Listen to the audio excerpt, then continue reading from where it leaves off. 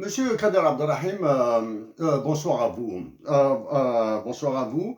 C'est vraiment un plaisir de m'adresser à vous, vous qui êtes professeur de Sciences Po à Sciences Po Paris, à Sciences Po Paris. De par votre nom, je présume que nous sommes issus de la même région d'Afrique du Nord. Après ce qui s'est passé, et ce qui va se passer entre l'Algérie et la France, une conséquence des déclarations d'Emmanuel Macron et des décisions surtout qu'il a prises, hein, la réduction de visas, etc. Visa, euh, il, il me fallait m'adresser à un universitaire. J'ai pour habitude de publier des papiers ici au Canada, auprès du Centre de recherche sur la mondialisation. J'ai pour habitude aussi d'intervenir dans l'intérêt de ma patrie et de l'Algérie, de l'Afrique du Nord et de toute l'Afrique. Euh, avant de continuer, je tiens à me présenter à vous. Je suis chez Faisal, je suis algérien de naissance, de nationalité, je suis canadien de nationalité et de résidence aussi. Je vis en Ontario, dans un petit village qui s'appelle Cornwall Sidnachar. Sidnachar, c'est un nom que j'aime lui accoler. Sidnachar est une création d'un écrivain algérien.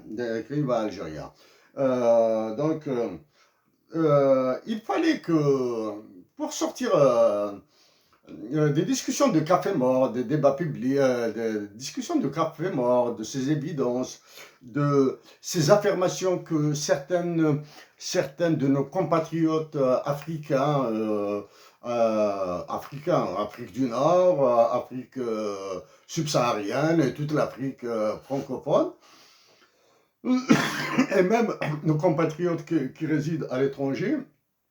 Donc, pour sortir de ces affirmations, de discussions de café mort, qui sont naturelles, hein, il n'y a aucun mépris dans mes mots, qui sont naturelles, euh, et même pour changer peut-être de registre d'adresse, il me fallait m'adresser à un universitaire. J'avais le choix de l'embarras. J'avais le choix de l'embarras entre M. Hasni Abidi, Pascal Boniface et le prétendu historien Benjamin Stora, le lèche-bot du roi de France et de ses colonies africaines, le président Emmanuel Macron. Monsieur Kader Abdelrahim, j'ai écouté, j'ai vu sur Internet deux de vos interventions. Deux de vos interventions sur les télévisions françaises. Concernant celle de Pascal Boniface et de Benjamin Stora et de M. Hasni Abidi, j'en ai dit quelques mots. Ce que j'en pense. Mais avec vous, nous allons essayer de voir un peu plus en détail certains éléments de votre intervention. Puisque toutes vos interventions se ressemblent, j'ai pris comme échantillon votre intervention du 3 octobre 2021 sur RT France.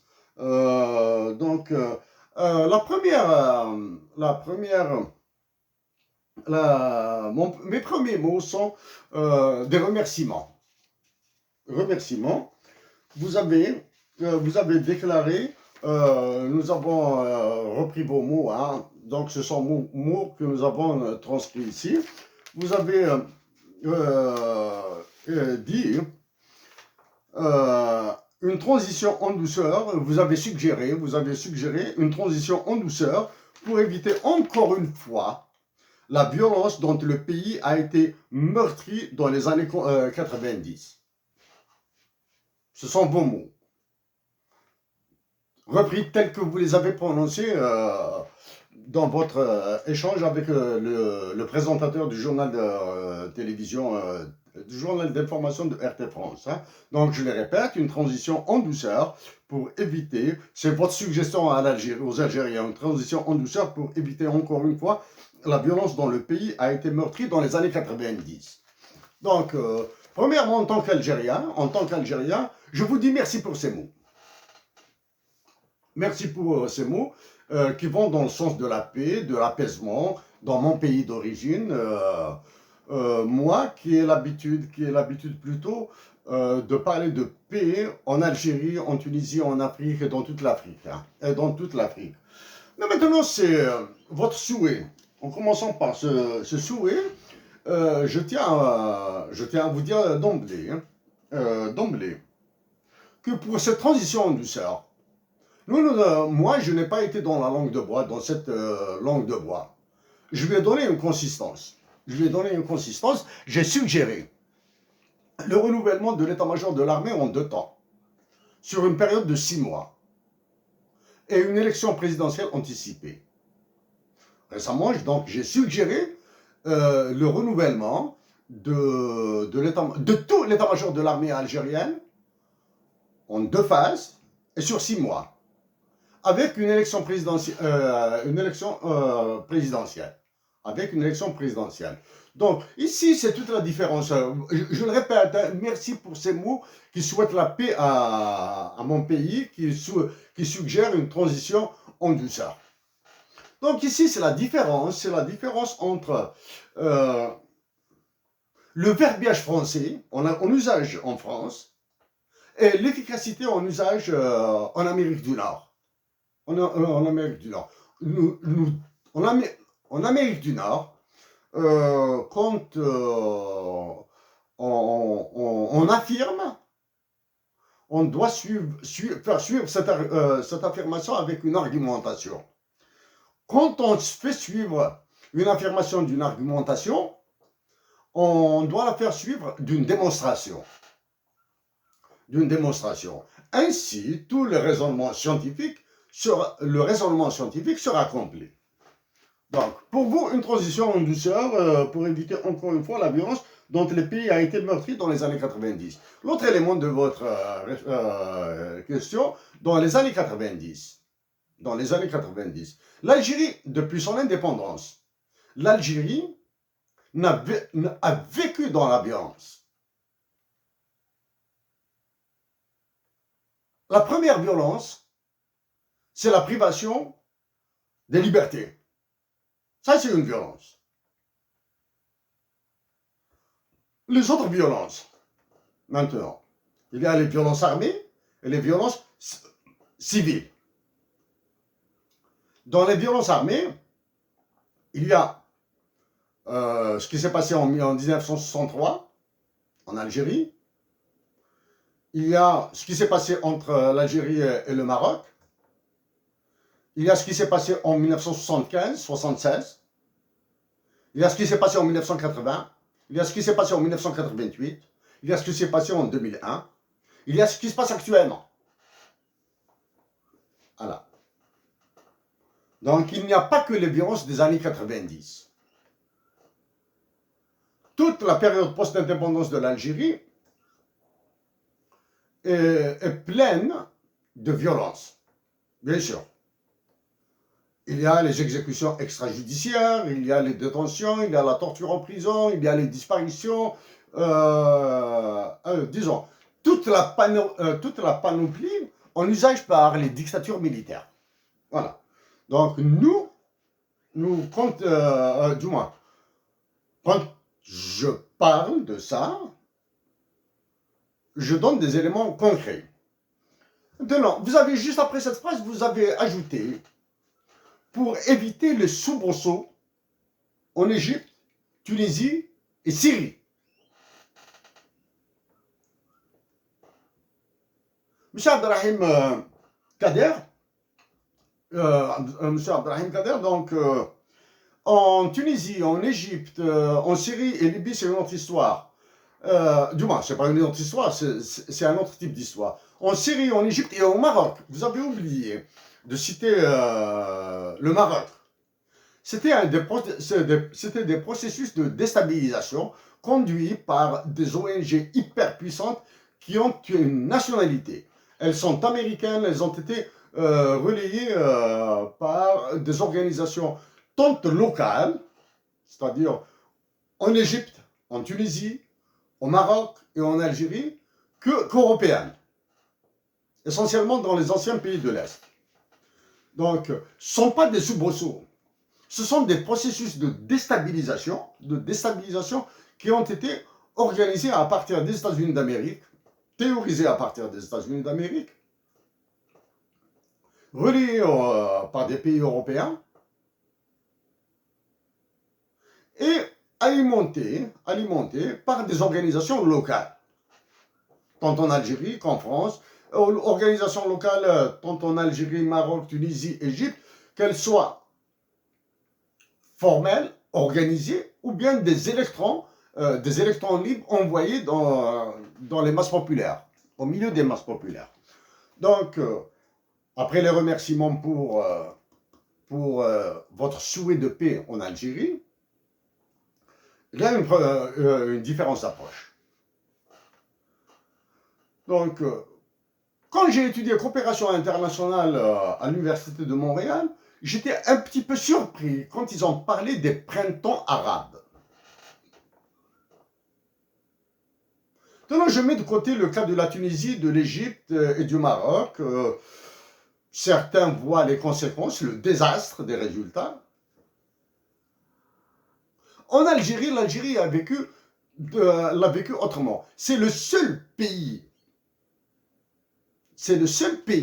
qui a été déstabilisé par la Constitution, par voie constitutionnelle. En Tunisie, par exemple, c'est après les émeutes, la violence déclenchée par des électrons tunisiens, appuyés par des étrangers, essentiellement des Français, pour cause de langue. La Tunisie s'est dotée d'une constituante. Mais l'Algérie a vécu successivement ce qu'ils appellent réforme de la Constitution. Donc l'Algérie a été déstabilisée par le haut d'abord, par le sommet. Cette déstabilisation par le sommet n'ayant pas donné les résultats escomptés pour ceux qui veulent mettre à genoux l'Algérie, ils ont commencé par la déstabiliser par le bas, par les populations. Concernant l'actuelle constitution en Algérie et la précédente, j'ai qualifié la constitution actuelle de constitution chiffon. Et elle a été soi-disant rédigée par des Algériens. Voilà. La précédente constitution, je l'ai qualifiée de bâtarde, parce que les Algériens ignorent ses rédacteurs. Voilà. Maintenant, les objectifs principaux de ces deux réformes de constitution, c'était le transfert de la justice au marché. En Algérie, nous le voyons. Le transfert de la justice au marché a donné un chambardement sans nom de l'Algérie. Mais malgré ça, grâce au travail de certains compatriotes algériens, l'Algérie demeure debout. Pour ce que je pense des différentes dictatures militaires qui gèrent l'Algérie, je vous renvoie à mes écrits et à d'autres interventions. Voilà pour ces premiers mots. Maintenant, avant de revenir aussi sur le fond de vos réponses à ce présentateur de journal télévisé, je vous signale, monsieur Abdelrahim, que pour essayer de réduire un petit peu le temps, récemment aux États-Unis a été publié ce petit ouvrage, ce petit livret, un tout petit livret en anglais. The Last One, Equations Equilibrium, The Broken Jar and Poetry, Lunas Matoub. Donc, si vous avez l'opportunité de le voir comme ça, vous verrez un petit peu, vous allez détecter un petit peu nos orientations, peut-être idéologiques, politiques. Idéologiques, ce sera difficile. Politique et autres. Mais maintenant, si je vous signale ce livre, parce qu'il y a Equilibrium dedans. Même si pour nous, ce livre est un livre d'amour, hein. C'est un livre d'amour. Mais au lieu d'utiliser des phrases, comme de très belles phrases utilisées par de célèbres plumes, hein, célèbres écrivains, célèbres poètes, pour parler d'amour, nous avons préféré utiliser plutôt de la... moi, j'ai préféré plutôt utiliser de la mathématique. Donc, Equilibrium. Tout à l'heure, je vais parler... il est clair que je vais aborder la question des équilibres. Mais moi, quand je parle des équilibres, c'est au sens mathématique du terme, c'est au sens de John Nash. L'autre livre, un peu plus gros, c'est un coup de poing pour Debza, le coryphée du peuple. Debza, c'est une troupe d'artistes algériens, universitaires algériens, qui a fait du chant et du théâtre engagé. Son instrument de lutte, de combat, de lutte pour la paix en Algérie, pour la majorité de l'Algérie, pour l'islamité, une arabité de paix. Donc, mais dans ce livre, je ne me suis pas arrêté uniquement au chant et au théâtre. Je suis remonté un petit peu dans l'histoire. Donc, vous allez trouver des événements comme la guerre de 67, 73. Vous allez trouver des événements liés à l'occupation du Sahara occidental, l'intervention de l'Algérie, etc. Vous allez trouver des éléments de ça. En France, ça c'est... je l'ai reçu aujourd'hui. Hein. C'est un livre de 2016. Nouvelles d'une humanité déchirée avant qu'elle ne change et quelques effets jarres. Donc ici, bon, c'est plus des nouvelles. Hein. C'est plus des nouvelles. Vous allez trouver plutôt vous allez trouver une des nouvelles traite de nos frères et sœurs du Hogar. Les Touaregs. Parle de Tamashar aussi. Dans cet autre livre, voici ici, Algérie, le livre de la jarre pour la patrie, puis action nationale et internationale, et droits humains. Droits humains, analyse normative, positive et économique des droits de l'homme. Droits humains, analyse normative, positive et économique, et impact économique nationaux et internationaux de la majorité de l'Algérie. Quant à la partie P, action nationale et internationale, ce sont les actions que j'ai lancées au niveau international. Et plus particulièrement auprès de l'ONU et de l'Union africaine. Donc voici un petit peu le topo. Revenons maintenant à votre déclaration, à votre réponse, à des éléments de réponse, à des éléments de votre réponse à la question du présentateur du journal télévisé de RT France du 3 octobre 2021. Vous aviez dit: plusieurs perches ont été tendues à l'Algérie, mais aucune d'elles n'a été reprise par les autorités algériennes. Plusieurs perches ont été tendues à l'Algérie, mais aucune d'entre elles n'a été reprise par les autorités algériennes. Bien sûr, vous n'avez précisé, vous n'avez donné le nom d'aucune de ces perches. S'agit-il de la commission pour la rédaction d'une histoire commune de la guerre d'Algérie? S'agit-il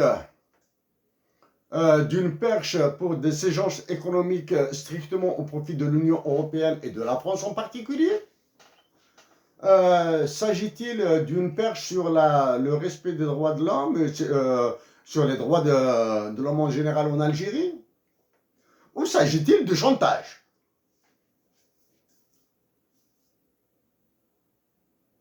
Quand vous dites plusieurs perches ont été tendues à l'Algérie, vous prenez clairement le parti pris de la France. Et ça, vous avez entièrement raison de prendre le parti pris de la France. Parce que ça montre votre raison, montre vos penchants.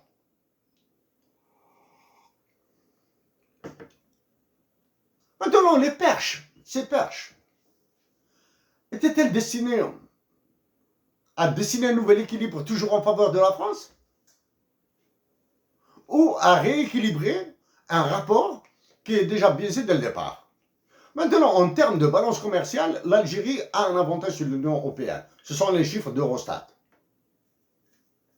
que j'utilise.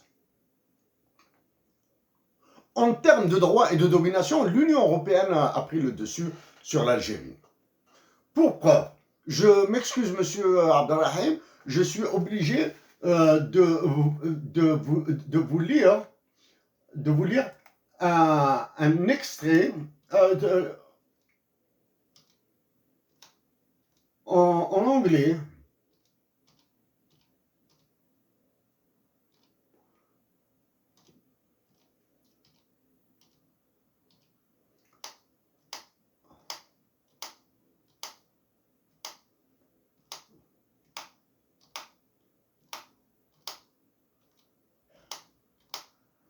Ah, il est là. Il s'agit d'un extrait du livre de Hugh Roberts qui s'appelle titré The Battlefield Algeria 1988 and 22.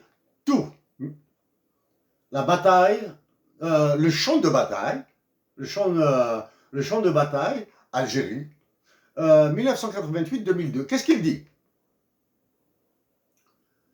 9 months later, the Financial Times, quoting European Union officials, reported that until Algeria got into bed with the IMF and produced a nice baby in the form of an economic reform program, the second tranche of the 1991 loan will remain frozen. Je traduis. Donc, c'est un prêt prévu, il parle de la seconde tranche d'un prêt prévu en 1991. Il dit,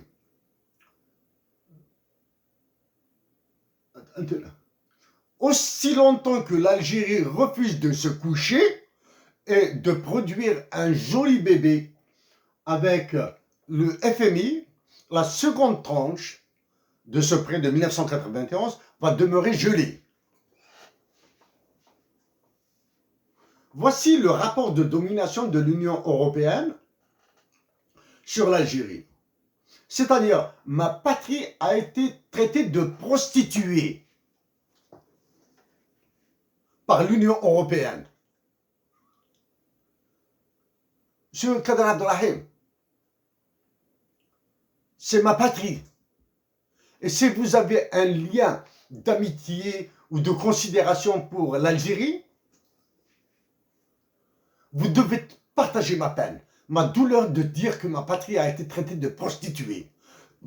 Plus trivialement dit, de pute par l'Union européenne. D'une prostituée, d'une pute qui va se faire...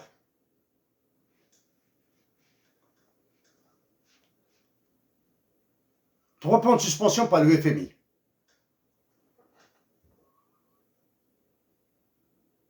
Voilà. Donc, est-ce que ça c'est une perche, monsieur Kader Abdelrahim? Revenons à plus... nous allons aller un peu plus loin maintenant.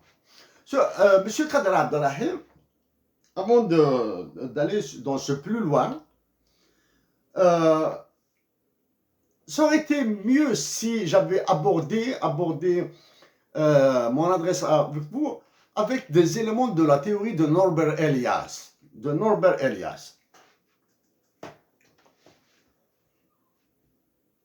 La théorie de Norbert Elias. Ça, c'est une approche anthropologique et sociologique.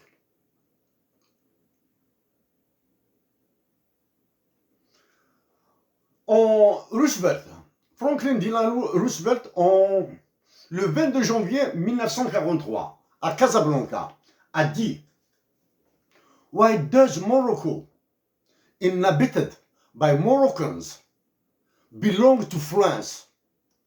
Should a land belong to France? When we have won the war, I will work with all my might and main to see that the United States is not wheedled into the position of accepting any plan that will further France's imperialistic ambitions. » C'est en 1943 que Roosevelt a dit au roi du Maroc, Mohamed VI, Mohamed V, pardon. Pourquoi le Maroc habité par des Marocains appartient à la France? Est-ce qu'une terre doit appartenir à la France? Quand nous aurons gagné la guerre, c'est Roosevelt qui parle.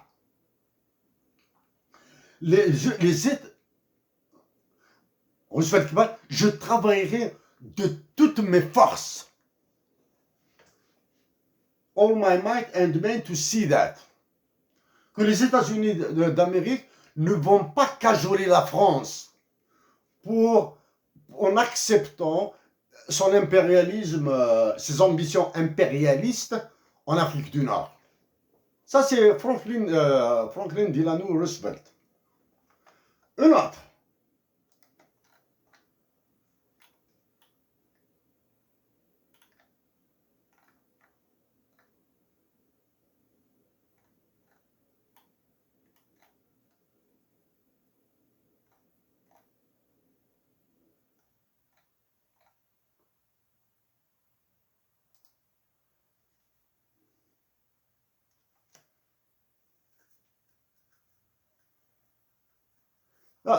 Maintenant, c'est John Fitzgerald Kennedy qui a dit, juste avant son élection, Mr. President, the war in Algeria confronts the United States with its most critical diplomatic impasse since the crisis in Indochina. C'est Kennedy qui s'adresse au président, le candidat, le député canadien, Kennedy, qui s'adressait au président du Sénat américain. Mr. President, the war in Algeria confronts the United States with its most critical diplomatic impasse since the crisis in Indochina. We have refused to even recognize this our problem at all. C'est-à-dire Kennedy là s'est engagé à faire de l'Algérie son problème. Is Algeria of concern to the United States? Est-ce que l'Algérie est un problème, est une affaire sérieuse pour les États-Unis d'Amérique? The war in Algeria engaging more than 400,000 French soldiers has stripped the continental forces of the NATO to the bone. It has dimmed Western hopes for European common market and seriously compromised the liberalizing reforms of OEIC. La guerre d'Algérie a engagé plus de 400 000 soldats français, 400,000 French soldiers, has stripped the continental forces of the NATO at the bone. Elles ont usé jusqu'à l'os les forces continentales de l'OTAN. It has dimmed Western hopes for a European common market and seriously compromised the liberalizing reforms of OEEC. Donc ça, c'est Kennedy en 1957. Sur la France et le désastre qu'elle a fait pour l'OTAN. Et là, Kennedy a affiché clairement l'orientation politique. Libéraliser toute l'Afrique et chasser la France. Donc c'est le libéralisme. Monsieur Kader Abdelrahim, comprenez-vous maintenant qu'il s'agit que je parle d'un point de vue libéral, d'un point de vue de théorie libérale. Ça, c'est Kennedy. Enfin, maintenant, on va essayer de voir un peu plus en détail, vos mots, votre réponse au présentateur du journal RT News du 3 octobre 2021. Est-ce que la France a occupé l'Algérie en 1830? Je viens là de vous parler de François Fanon et d'autres écrits. La théorie des indépendances, elle est née où? Qui a fait naître la théorie des indépendances? Ce sont les Algériens. Je ne dis pas l'Algérie, ce sont des Algériens. Aidés par des Européens, par des Français, par des Africains, par des Américains surtout.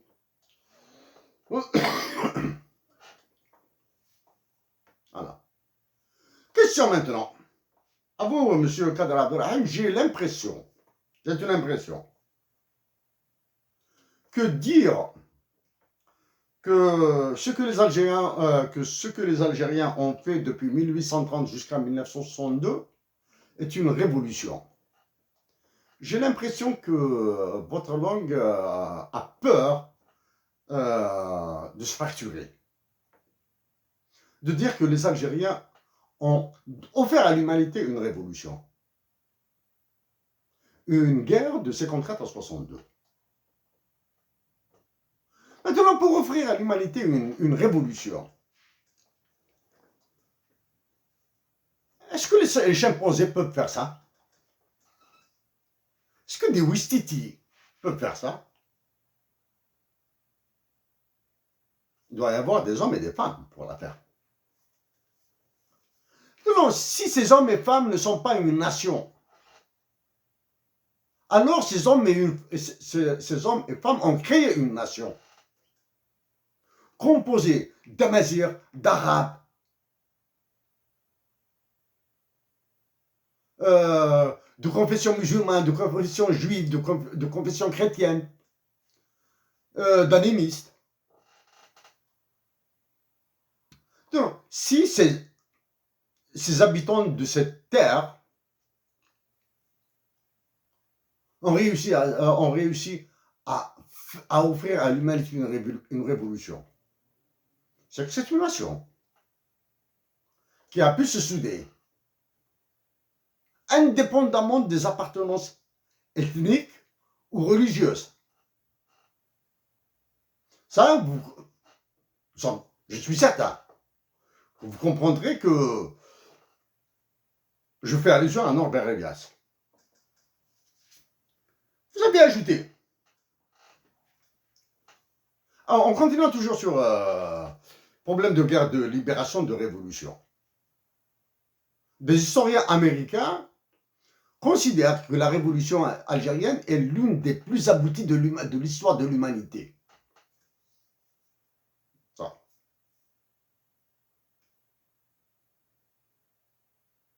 La révolution algérienne a permis au Maroc et à la Tunisie de devenir des protectorats. Elle a accéléré l'indépendance d'autres des pays d'Afrique, des pays voisins, des colonies Moi, je refuse de dire les anciennes colonies françaises. Elles sont toujours des colonies françaises. Elles ont été dominées encore. Le roi de France et de ces colonies africaines, le président Emmanuel Macron, a réussi cette prouesse de les enfoncer encore plus. Ça, c'est le côté perche dont vous parlez, tendu à l'Algérie. Oui, c'est en 2019 que j'ai dit, dans une publication, bien sûr, que l'Algérie va vers un désastre. La destruction du chef de l'État, etc. Catastrophique dans vos mots. Désastreuse, c'est la même chose. Du dernier chef de l'État. Gestion désastreuse. L'actuel, c'est encore pire. L'actuel, c'est encore pire. L'état-major de l'armée algérienne actuellement fait pire. Il a été roulé dans la farine par le président Emmanuel Macron, le roi de France et ses colonies africaines. Ils ont une peur bleue des États-Unis d'Amérique. Ils ont encore une peur bleue de la Chine et de la Russie, au cas où elles refuseraient de les aider. Dans une guerre qui est là, l'Algérie est en guerre avec le Mali et le Niger. Ça, c'est l'œuvre du roi de France et de ses colonies africaines. Monsieur, donc là, vous voyez très bien que les déclarations de visa, etc., bon, il y a le côté électoraliste. C'est un petit côté bas de gamme, là. C'est l'entrée de gamme. Ça, c'est de la bouillie pour chat. Pour l'éventuelle réélection du roi de France. Il y a, oui, bien sûr. Parce qu'actuellement, il est lâché par ceux qui l'ont installé là-bas. Il a été lâché. Il y a un côté électoraliste. Mais il y a un côté aussi futur. Parce que ce n'est pas lui, ce sont les autres qui vont faire ça. Qui vont continuer. Ils ne vont jamais... Monsieur Kader Abdelrahim, il y a des colonisations d'extermination comme celle de l'Algérie, la colonisation d'extermination de l'Algérie. Il y a aussi une colonisation d'extermination par la pauvreté. Et l'instrument majeur de la pauvreté, c'est le taux de change actuellement. Je n'ai jamais entendu des professeurs français comme vous, du moins des professeurs en France comme vous, des professeurs français ou en France comme vous, parler du fiducide. Moi, je travaille pour changer, pour amender le statut de Rome sur la Cour pénale internationale, pour inclure le taux de change comme étant un instrument de génocide, fiducide monétaire. On voit, je vous cite, on voit qu'il est encore possible de faire pire, mais ça accroît l'isolement de l'Algérie et le président Macron va probablement trouver des partisans parce qu'il a dit tout haut ce que les chercheurs et les universitaires disent déjà depuis plusieurs décennies à partir de ce régime, à propos de ce régime algérien, de caciques algériens qui sont les premiers à bénéficier des visas et des avantages et passe-droits pour se rendre en France dans de bonnes conditions. La fin de la récréation, ce sont vos mots, était sifflé et qu'il va falloir construire une autre relation sur de nouvelles bases. Nous commençons par un élément simple. Nouvelle relation sur de nouvelles bases. Qui va définir ces bases? Moi, je vous dis, monsieur Abdelrahim, la France, du moins, les nations africaines ont souffert de l'absence d'un procès du type Nuremberg contre la France. Je vous rappelle juste quelques événements comme ça étalés dans le temps. 1837, soulèvement à l'Est en Algérie, Al-Mokrani. 1870, c'est une femme, Lalla Fadma Soumar, dans les montagnes du Joshua.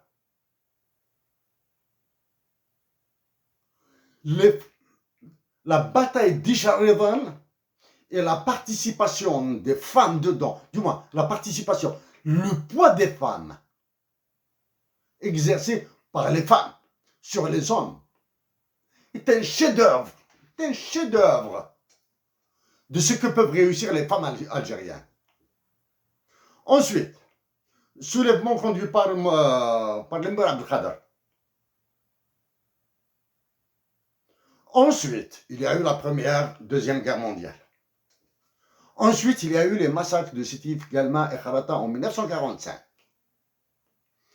Pendant tout ce temps-là, cette nation algérienne se construisait. Il y avait des hommes qui la construisaient. Non, une nation a-t-elle besoin d'une administration? Forcément non. Parce que, qu'il s'agisse des théories de Elinor Ostrom, d'Esther Bozrop, probablement Max Weber, une nation peut se construire sans administration.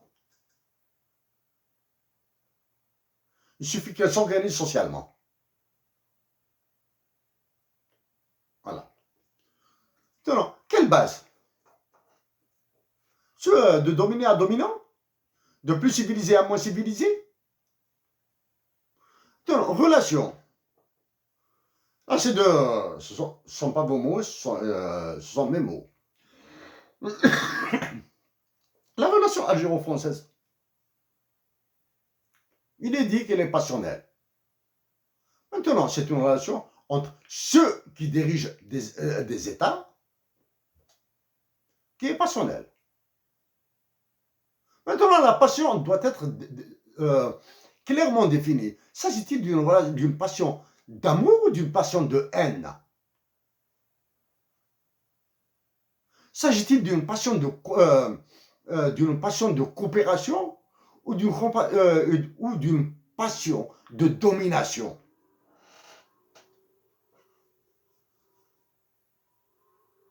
Monsieur Kader Abdelrahim, ça c'est les universitaires disent le président Macron dit tout haut ce que les chercheurs et les universitaires disent déjà depuis plusieurs décennies à propos de ce régime algérien. Qu'avez-vous dit? Ai-je échappé le ballon là? Ai-je raté des épisodes? Ou bien parce que depuis que je suis au Canada, je suis plutôt orienté vers documentation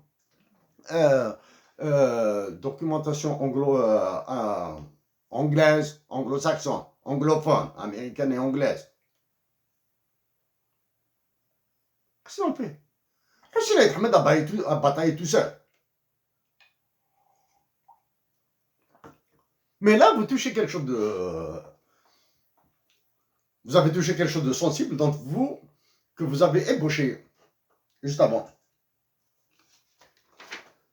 Quand vous avez dit les caciques algériens qui sont les premiers à bénéficier des visas et des avantages et de passe-droit pour se rendre en France de bonnes conditions. Bon, ça, bien sûr, ce sont des mots là, c'est des affirmations. C'est des affirmations que vous prenez pour des théorèmes mathématiques, j'ai l'impression. Mais dans ces mots-là, il y a aussi l'aspect chantage à la Cour pénale internationale sur les généraux algériens qu'exerce le roi de France et qui va être repris par le futur président de la France. Donc, la question algérienne demeure une plaie incurable chez tous les dirigeants français. Je précise, elle demeurera une plaie incurable chez tous les dirigeants français et une partie de leur élite. Parce que des gueux, des pauvres, des misérables ont réussi à les faire sortir, à donner une indépendance à un pays plus grand que la France. Je continue.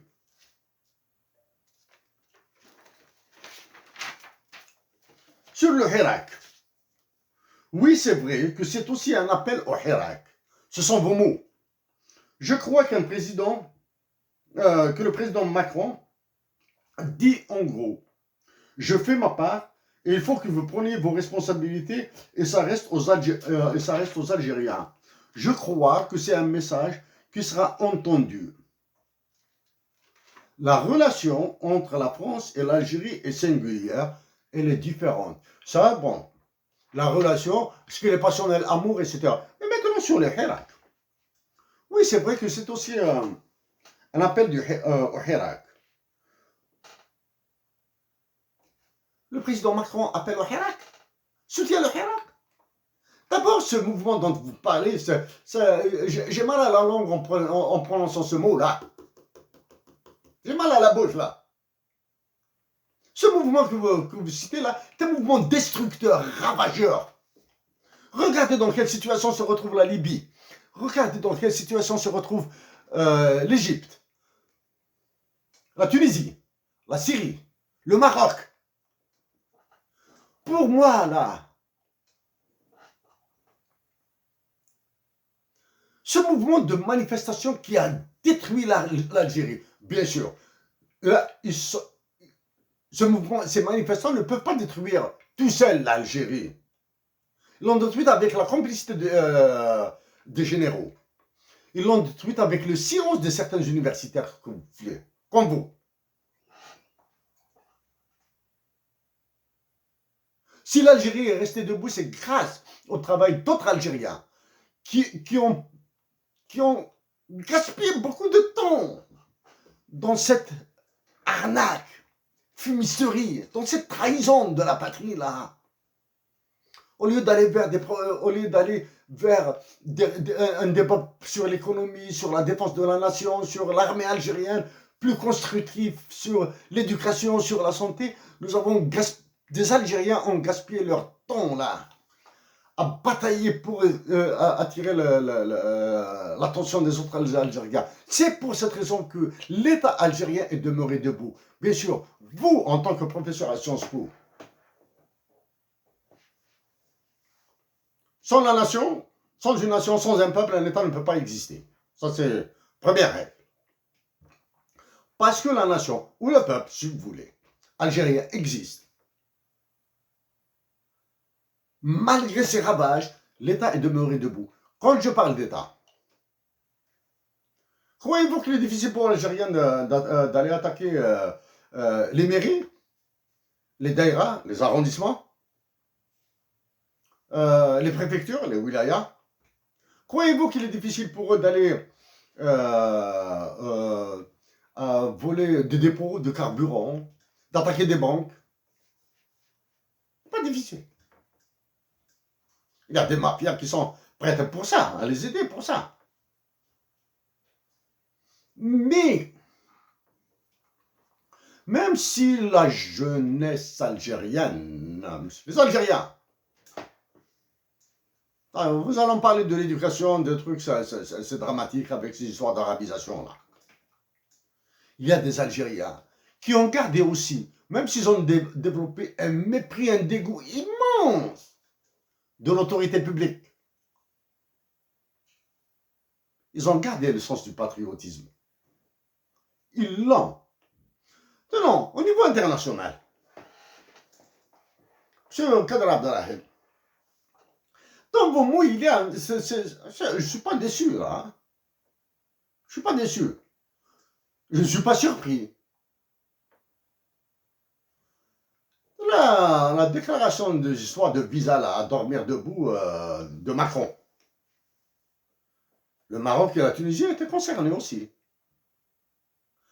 Est-ce que les réactions du Maroc et de la Tunisie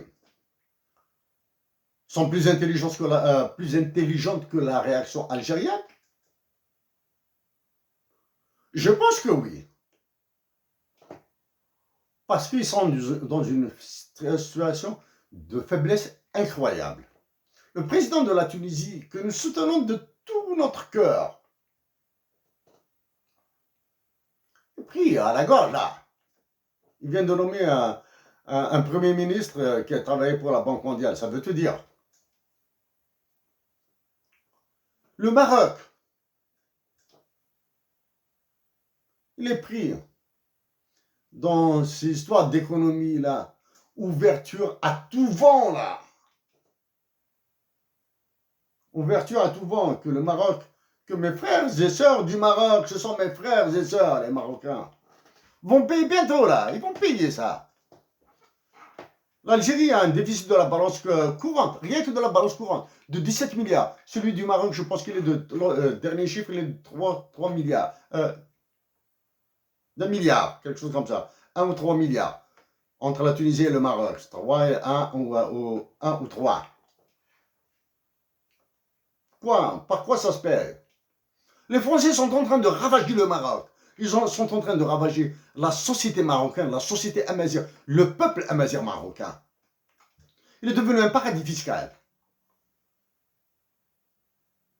Alors que durant la guerre de, dans la partie guerre de libération de la révolution algérienne, le territoire marocain était là. Le Médine de la Mecque était l'Algérie. Je continue.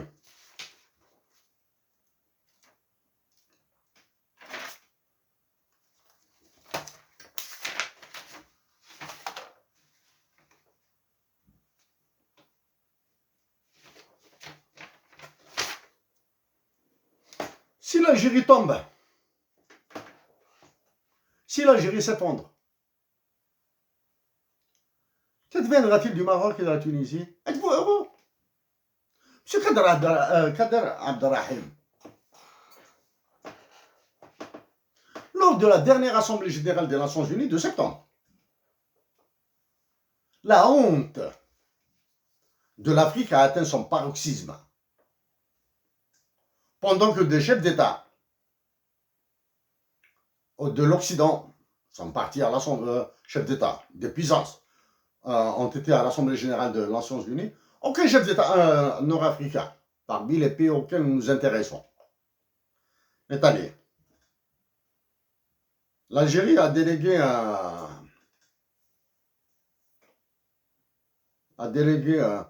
un gars qui se mélange les pinceaux dans ses mots, etc., qui veut faire dans la philosophie, etc., qui dit des conneries. Le délégué de l'État du Mali a dit des monstruosités. Mais aucun de ces pays qui ont été lapidés, qui ont été fouettés jusqu'à ce jour, depuis 1945, par le franc CFA, dans tous ces pays, la mémoire nationale a disparu. Moi, en tant qu'Algérien, je dirais toujours que le roi Hassan II, quand il était prince, a proposé à Hussein Ahmed une licence d'importation d'armement des États-Unis d'Amérique.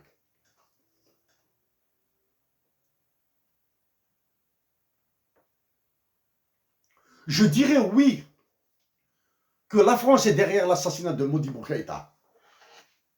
Parce que, à l'indépendance de l'Algérie, l'Algérie a eu la première institution, c'était sa banque centrale. Modibo Keïta a tenté de faire une banque centrale, d'affaires un monument national. Il s'est retrouvé en prison, mort en prison, en détention.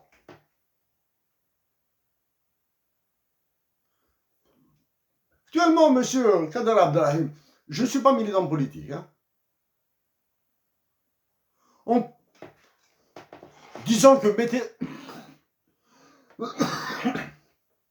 maîtrisons un petit peu, comprenons un petit peu ces histoires d'équilibre, de distribution de puissance, de théorie libérale, réaliste, marxiste, un petit peu, marxiste, ouais. Mais des théories libérales, des théories réalistes. Comprenons un petit peu ces enjeux. Et comprenons aussi que l'Algérie, le Maroc, la Tunisie, parce qu'ils sont riverains de la Méditerranée, et le côté atlantique, ne seront jamais cédés gratuitement à la Chine par la ceinture Obori, One Belt, One Road Initiative. Les États-Unis vont se battre là. Ils ne vont pas laisser ça circuler comme ça. Mais en tant que, comme l'a dit, reprenons Bakounine, comme l'a dit, en tant que patriote, les Américains, peu importe ce qu'ils sont, ce qu'ils font, ils aiment leur pays.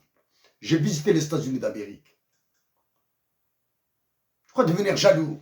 Ils aiment leur patrie. En Algérie, aux États-Unis d'Amérique, pour un match de baseball, l'hymne national, The Sparkled Banner, chanté par des stars. En Algérie, ça fait, comme on dit chez nous, un siècle et une trompette, une zone à Carnos Mara, depuis qu'il n'a pas été entonné. Oui, monsieur Kader Abdelrahim, moi j'ai proposé la dotation de l'Algérie d'un hymne national bilingue. Et ça, je ne reviendrai jamais dessus. J'ai proposé la surévaluation du dinar et je suis radicalement contre la dévaluation du dinar. Je travaille pour le maintien de l'intégrité du territoire et pourquoi pas son extension pour des besoins de paix.